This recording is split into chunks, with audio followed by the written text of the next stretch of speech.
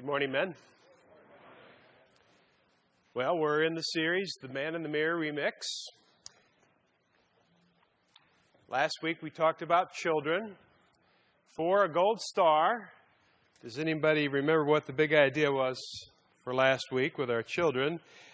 And you must have not previously received a gold star to be eligible to play today. All right, we have one word.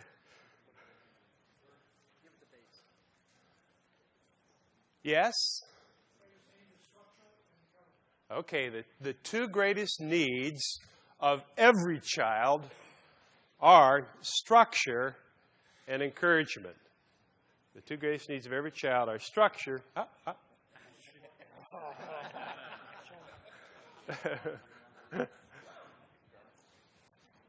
Well, that was pretty close. Do hope that's one you want to remember. You want to remember the guts of what we talked about. Well, this morning we're going to talk about wives. If we were to take the marriage problem and put it in one stack over here, and then we were to take all of the other problems with which men struggle and put them together in another stack over here, in my 30-plus years of working with men, the marriage problem alone is bigger than all of the other problems combined. So this is a very huge area of our lives that we're going to talk about this morning.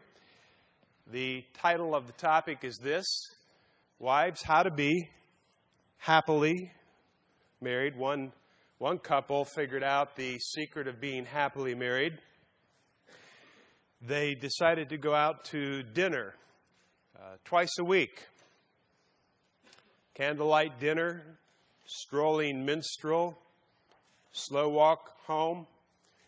She goes on Tuesdays and he goes on Thursdays.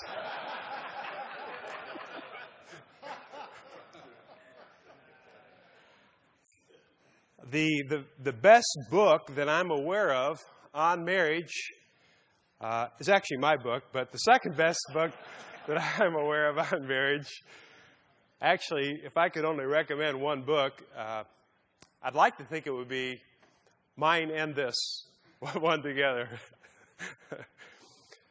This is a book by probably the first man who really started writing as a Christian on marriage.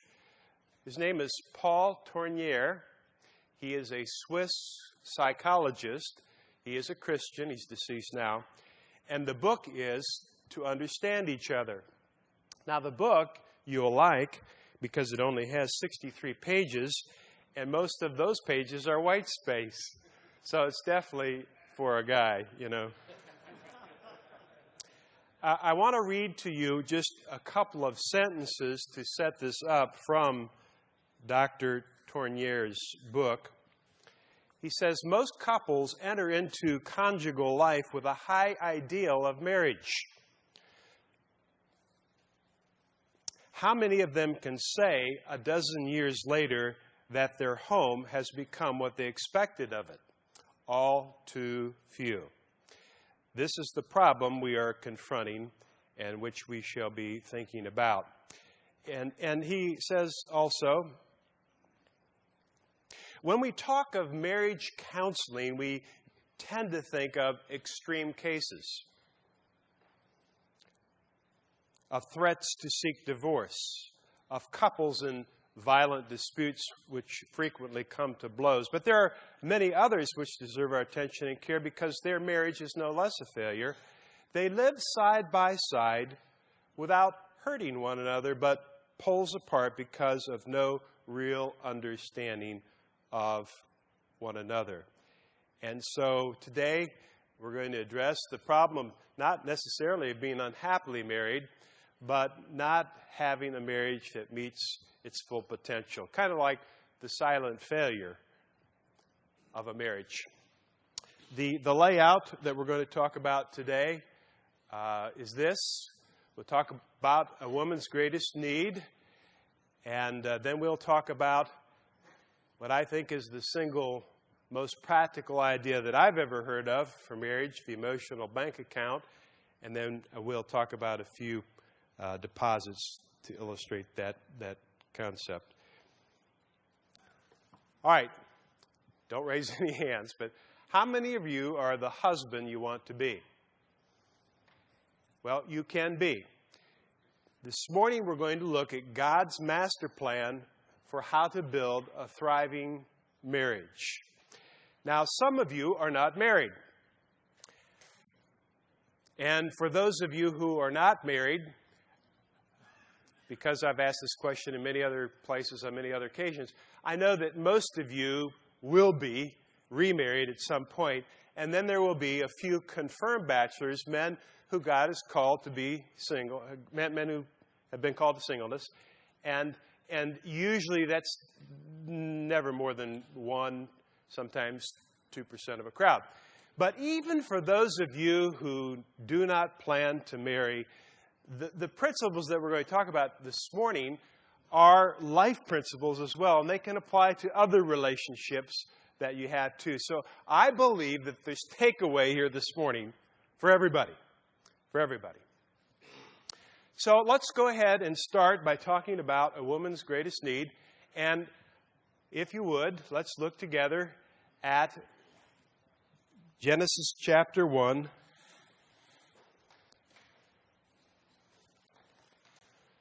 Verse 27.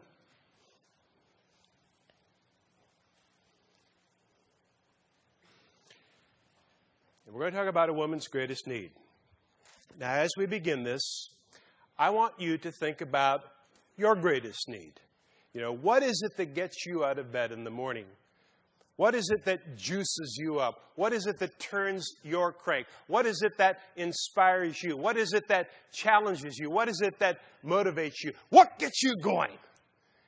A man's greatest need is his need to be significant, to find meaning and purpose, and that we will feel most alive, most useful, and most significant when we were doing what we were created to do. We are made for the task. And we get thrilled when we do that. Now, what I want you to do is I want you to think about how that makes you feel. And realize that your wife also has a greatest need, and it's different, but she feels just as passionate about her greatest need as you do about yours. Genesis chapter 1, verse 27. So God created man in his own image. In the image of God, he created them. Male and female, he created them. So he made male men and he made female men. You know, when you see the word man in the Bible, just remember there are two kinds of men. There are male men and then there are female men. That's the word Adam, actually, in the Hebrew. And so when you see the word man in the Bible, it really means person. Verse 28, but God blessed them and said, be fruitful and increase in number, fill the earth and subdue it, rule over the fish of the sea, birds of the air, and every living creature on the ground. And so this is the text we call the cultural mandate or the cultural commission. Most of what we do every day is built around this. And note that basically procreation, filling the earth, procreation is one of the great callings and purposes of marriage. We're looking at God's master plan for marriage. And then for you as a couple, if you're married, to then subdue and rule over the earth together. Now, we know that God made Adam into a gardener. Look with me at chapter 2, verse 18. The Lord God said to man as he's watching him do his gardening work, it is not good for the man to be alone. I will make him a helper suitable for him. And so God looked at all the animals and that didn't work out. And so he took a rib out of Adam and he made a woman.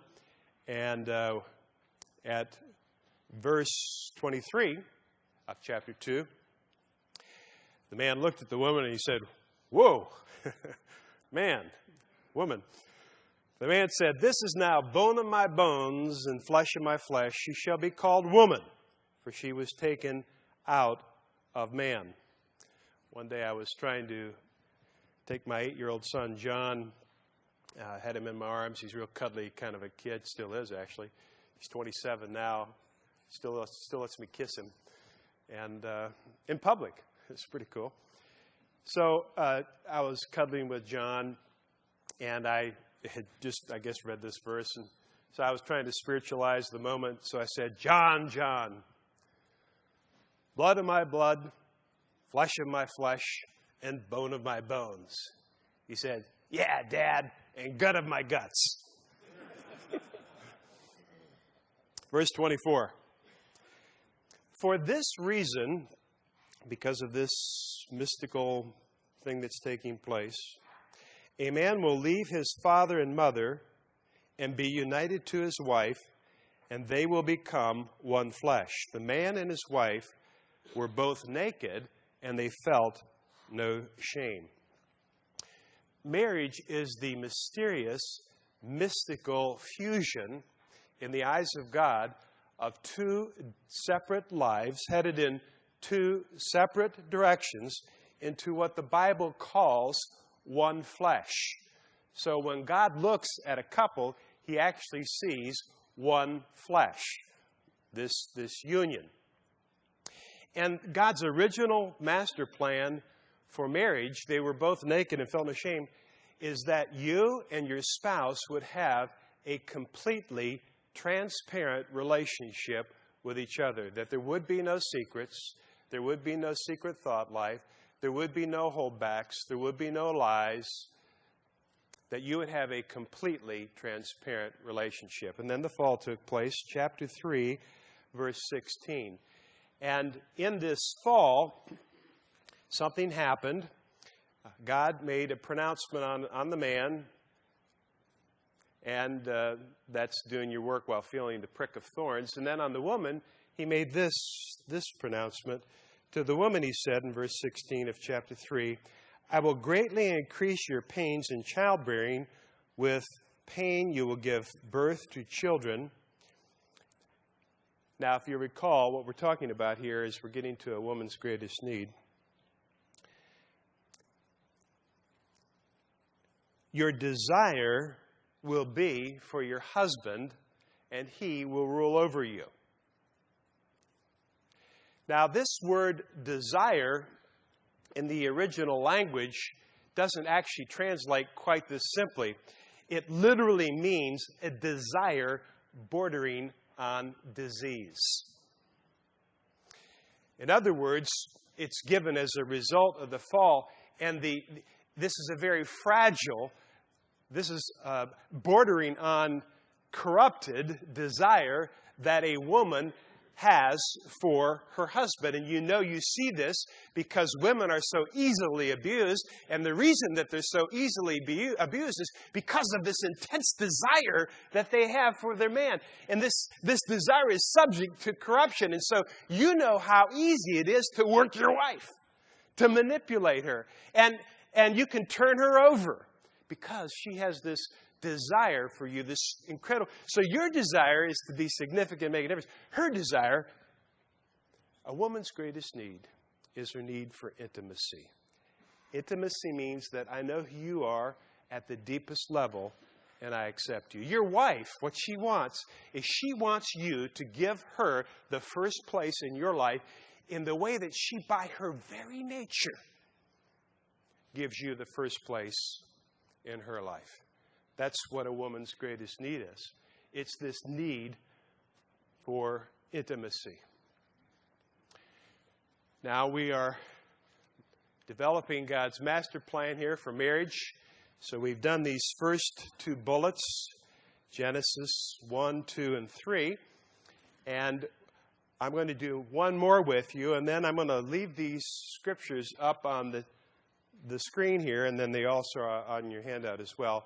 You can look up the last three on your own, but let's go ahead and just so we have a little bit more in this master plan for marriage, let's look at what the New Testament says in Ephesians chapter 5. We'll begin at verse 22. Chapter 5, verse 22 through chapter 6, something. I got two Bibles, so hang on a second.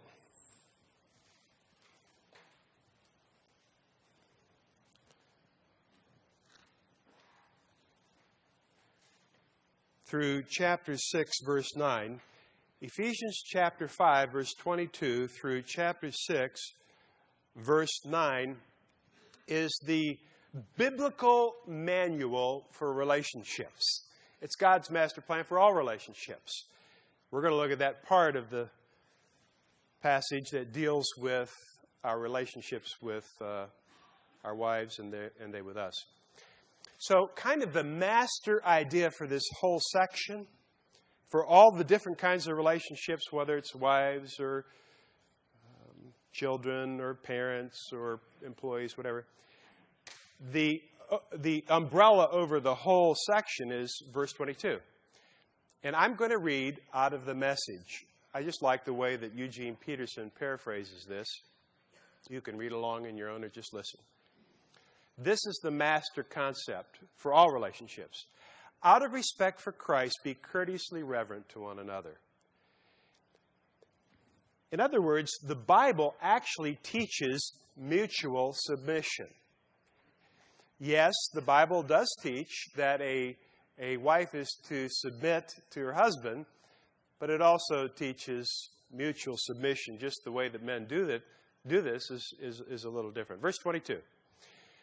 Wives, understand and support your husbands in ways that show your support for Christ. So the woman is supposed to be the helper, to be the support, in the same way that Christ would do it. Verse 23 says, the husband provides leadership to his wife the way that Christ does to the church, not by domineering, but by cherishing. So just as the church submits to Christ, as he exercises such leadership, wives should likewise submit to their husbands. Now the thing is that the woman is supposed to act in the way that Christ acts, and the husband is supposed to act in the way that Christ acts. And they both are to basically submit to each other. And the way the woman does that, the Greek word hupotasso here, actually means more like an authority structure. You know, every organization needs an authority structure. So that's really all that's being talked about here with submission. It's falling in line like a lieutenant under a captain or a corporal under a sergeant. And then the husband and of course the corporal, the captain has the responsibility of providing good leadership, and it doesn't work unless it works both ways. Verse 25 says, husbands, go all out in your love for your wives, exactly as Christ did, or in the same way as Christ did, or just as, or equal to the way that Christ did for the church. And then down at verse 33, and this provides a good picture of how each husband, you can read in between later, of how each husband is to treat his wife, loving himself in loving her, and how each wife is to honor her husband. And so basically what the Bible teaches, God's master plan for marriage, is mutual love, respect, and submission. You can find these in these passages everywhere where a man is supposed to love, respect, and submit to his wife. And you can find in these different passages how every wife is to love and to submit and respect her husband. And so that brings us to the big idea. Because marriage is this unbelievably unique relationship, marriage is the most unique relationship in all of the created order. None of the other relationships that you have will result, or should result, in physical intimacy, in this kind of transparency. in the fact that God would actually look at you as like one person together. I mean, there's no other relationship that even every other relationship that you have pales in comparison to this relationship. This is an unbelievable thing, marriage. And so the big idea today, because of the high order of this relationship, the big idea today is this.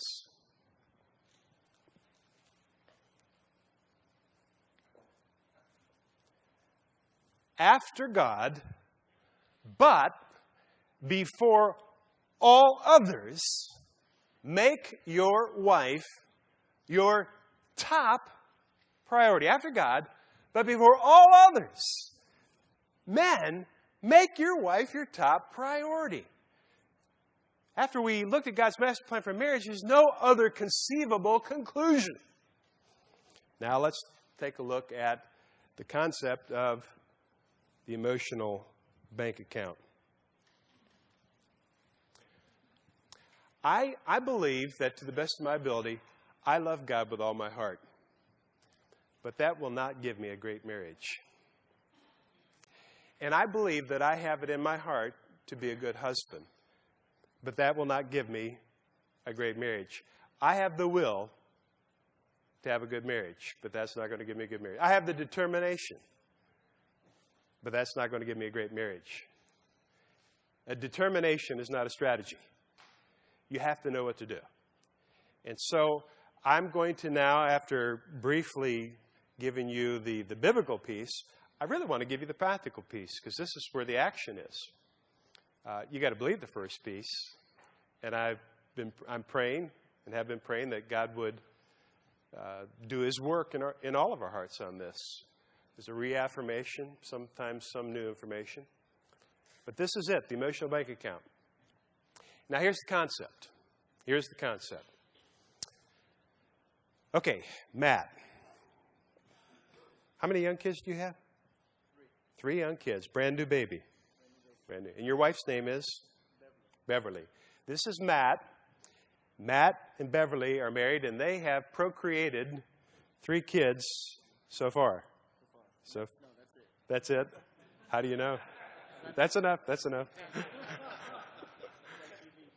Okay, so Matt is married to Beverly. And so here's the concept of the emotional bank account. Matt, every human being, your wife, Beverly, has what has been variously called an emotional bank account, an emotional tank, a love bank, lots of different terms. I like the term emotional bank account, business type thing, you know. But your wife has this emotional bank account, and everything you do, every time you come in contact with Beverly, every word you say, every word you don't say, every gesture that you give to her, you are either making a deposit into her emotional bank account or you are making a withdrawal. Every time you come in contact. A couple of examples. Let's just say that you've had a really rough day. You've had some rough days lately, right? Yeah. And so you come home and you're really tired. You're kind of ragged out. And you really don't want to be bothered by the problems of 3 sniveling kids. And so what you do is that when you come into the house, you slam the door to the garage, sending that frequently given signal to your wife that I've had a tough day. Throw your briefcase across the room, go over to your favorite chair, plop down, turn on the television, take the newspaper, rustle it very loudly, make out a large sound, imitating a large zoo animal, thereby sending that familiar signal to Beverly that you've had a rough day and you really would not like to be bothered right now. Okay? Now, is this a deposit or a withdrawal into your wife's emotional bank account? That would be a withdrawal. That'll be a withdrawal. Okay, you get the picture. But now let's just say that the next morning you really feel terrible. The next morning you wake up, you're guilty. You realize what a slug you've been.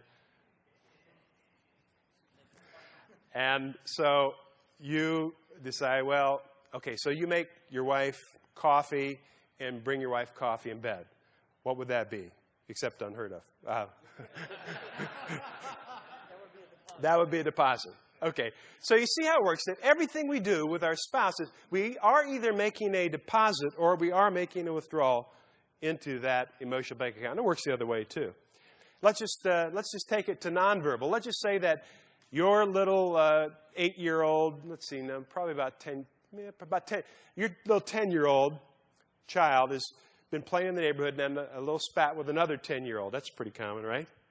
And so, but your wife is really torn up about it because it's been going on for a couple, 3 weeks.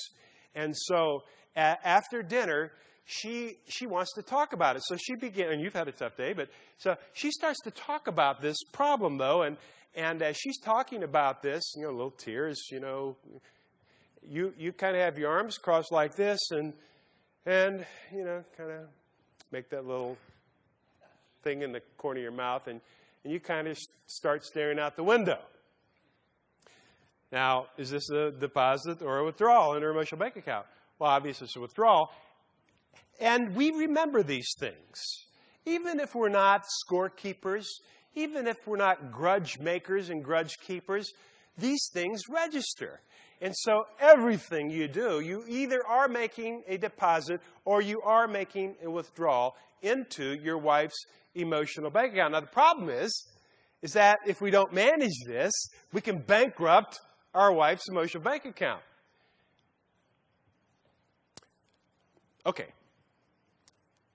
The emotional bank account, if you want to follow the big idea, is a powerful tool to do that. And again, the big idea, after God, but before all others, make your wife your top priority. And the best way that I've ever heard of to do that is this concept of the emotional bank account. So now what I want to do is I want to give you some what I think are just awesome deposits for this. Let me make you aware of some resources that are available to you, and then I'll give you a few of these as examples. On your tables is a reprint of the A Look in the Mirror, issue number 5, 10 Practical Ideas to Build a Thriving Marriage. These are 10, I think 10, probably, maybe I could today have come up with 12. I think I wrote this a few years ago. But 10 top deposits that you can make in your wife's emotional bank account. We'll unpack 2 or 3 of them. This book, I meant to actually have some of these here. I don't. But you can go online, Amazon, and just type in To Understand Each Other, and you can get this book by Paul Tournier. Very good book. And then we have in the back, and again, I think the ALM there that you have, the Look in the Mirror article, actually comes out of this book, Devotions for Couples, which this is my marriage book, Devotions for Couples. 120 little 2-page chapters that you can read to basically help couples, the conversation starters, to help you talk about things that maybe you haven't talked about in a while, maybe never. And there are a couple discussion questions, an application, and a prayer that you can pray as well. Little 2-page chapters. We have the leather-bound editions out there for gifts. We also have the hardbacks as well. And I think they're, whatever they are, $10. $10 today only, $10, one of those deals. And if you can't afford it, okay, fine. If you don't have $10, hey, I brought a case of the giveaway version, the books for about $1 program version, and you can take one for free. Okay, so don't leave here without a book, unless you really don't like your wife. I thought it might be fun. I guess it wasn't. And then, hey, here's a really good idea. This is a book you can give to your wife, called Understanding Your Man in the Mirror, and we only have a couple of copies of those here today too. But, your wife, she probably might enjoy knowing some of these things as well. The Devotions for Couples book would work for her as well. All right, so let's do some of these deposits. First one is time. It's to spend time with her alone. I did some research, actually, among the wives of some of your predecessors. Some of you were still here back then. And it's interesting. What do you think showed up on men's lists as their greatest need or greatest desire, thing that they wanted the most, more of? Yeah, sex. Isn't that interesting? What do you suppose showed up on the women's list? It was time and conversation.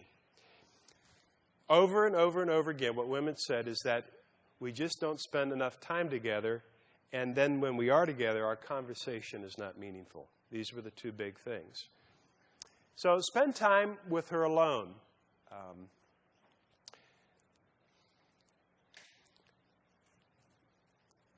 Patsy and I, we're just very different. I'm a guy. I like physical things. I like danger. I like risk. And she likes our dog Annie. And she likes reading. She likes having teenage girls come over the house, and she gets to be their second or third mom. But we have worked hard, and we have found some things that we enjoy doing together. We enjoy going to Greasy Spoons. So we like experimenting with restaurants. So we'll give almost any place a try. And a few years ago, 2 or 3 years ago, I guess it was, I started rubbing her feet every night after dinner. We were already spending about 20 minutes after dinner talking, and so I decided to start rubbing her feet. So I went up and bought some coconut butter, and so every night I rub her feet while we talk. And that's something that we do together. She, every now and then, still tests me with a question or a comment to see if I'm really wanting to do this or not. And I'm doing that because it's something that I really want to do.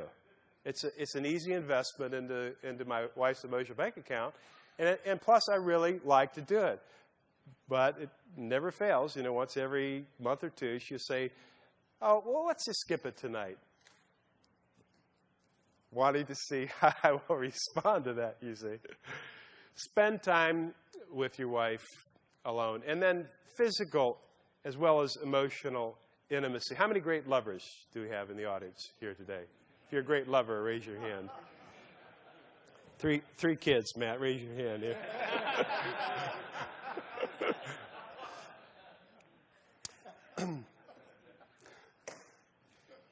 Enjoy physical intimacy with your wife.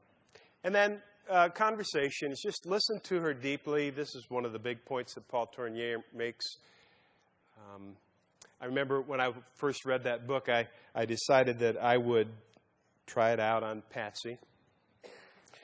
And so one night after dinner, she started to talk. You could tell it was a problem that had bothered her for some time. And so Patsy spoke for a minute or two, and then she paused. Well, why did she pause? Well, she knew from experience that this was the intuitively timed interval that I would let her go before I would butt in and start giving her unwanted advice and tell her what she needed to do to fix the problem. But Paul Tournier says that the two greatest fears that people have are the fear of advice and the fear of criticism. So, trying to learn the lesson, I simply returned her gaze as though to say, "That's fascinating. Please, tell me more." As you might imagine, she didn't trust this right away. But after a few halting moments, she began to again express herself. And she went for 2 or 3 minutes, and then again she paused, once again knowing this was about the length of time that I would let her talk before I would butt in and tell her how to fix the problem or give her my philosophy of life about that. But again, I just returned her gaze as though to say, I'm just right where I want to be right now, and I'm really interested in this. And yes, what's next? And we went back and forth like this a few times. After about 15 minutes, Patsy had been able to unburden her heart of something that had been troubling her for months and months and months and months. Because I had allowed her the opportunity to process this verbally without giving an overly quick reply to huge deposit into your wife's emotional bank account. Well, there are others that I'd like to talk to you about. You can see them in there. Prayer is so important. If I could only get men to do one thing, it would be these three. Number one is that they would read their Bible for themselves on a regular basis, most every day. Number two is that they would be in a small group with some other guys where they were doing life together. And the third thing would be is that men would pray with their wives every day. This is praying with your wife. Notice it doesn't say praying for your wife. You know, when your wife hears you pray to your Almighty God, you're letting her in on something that's very special, very intimate, and vice versa. And by the way, I don't think any marriage can ever reach its full potential if the couple doesn't pray together. I just don't think it's going to happen. I could be wrong, but I don't think so. Money to take care of her financially, huge deposit into your wife's emotional bank account. Most men die as husbands.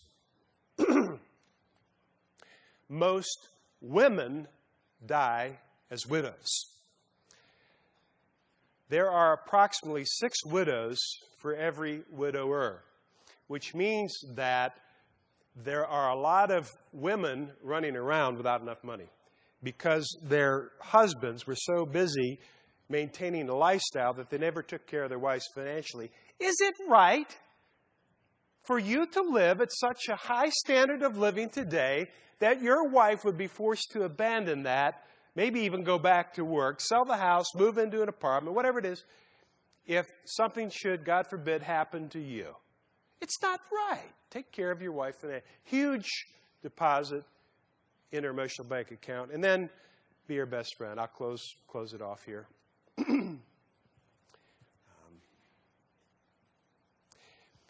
At the 13-year mark in our journey of marriage, I got a call, another friend getting divorced, and I made a list of 11 couples in our immediate circle in our church and business that were either separated or getting divorced. And I was terrified. And that drove me into my thoughts. I was thinking, I don't have a bad marriage. I have a good marriage. But I don't think I have a great marriage. The fact that I had a good marriage and not a bad marriage really only deceived me into thinking that our relationship was more meaningful than it really was. And so that drove me further into my thoughts. And I realized that, I looked at Patsy more like a business partner, an employee, somebody to help me get where I wanted to go. I had my dream, but I realized that I'd never even once considered maybe Patsy has a dream too. Wow. And then that really drove me spiraling into my thoughts.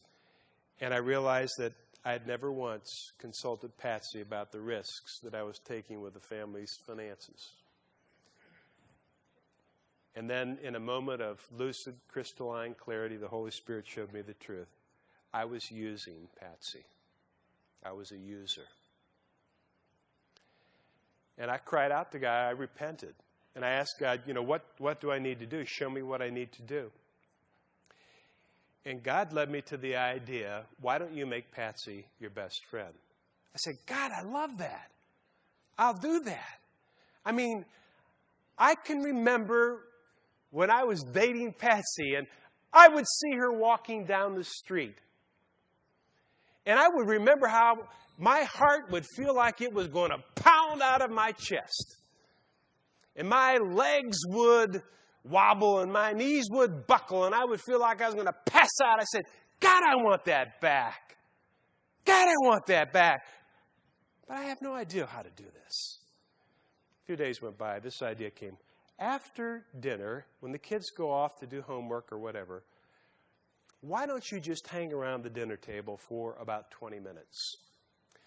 Not to balance the family checkbook, not to do family business, but just to find out more about this fragile flower that God has given you, who has a desire for you that borders on disease. I said, God, I'll do that. I had to decide whether or not I'd tell Patsy what I was thinking about. I decided that it'd probably be better just to do it and see if it worked out. And so I started hanging out. And I would ask her questions like, hey, how do you feel about how the kids are turning out? How's it going on your spiritual journey?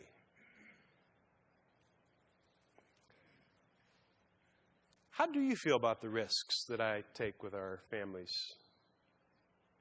future? And it was 10 days. And you could feel the thaw taking place. You could feel the connection. You could feel the transparency beginning to return to the relationship.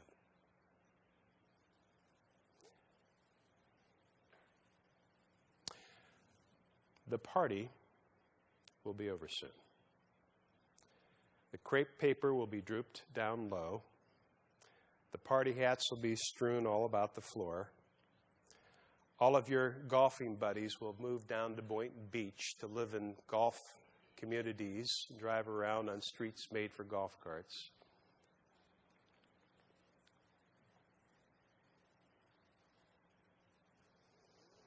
Everyone else in your life will phase in and out of your lives. Everyone else is going to phase in and out of your life. Even your children. Hopefully. And then there will only be 2 rocking chairs sitting there side by side. Men, doesn't it make sense to invest today into the emotional bank account of the one who's going to be sitting next to you in that rocking chair then? The big idea this morning, after God, but before all others, make your wife your top priority. Let's pray. Lord Jesus, we thank you for the women that you put in our lives.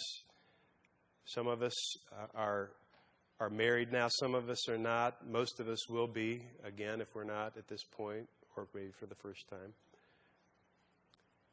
Lord, I pray that every man today would have a takeaway that could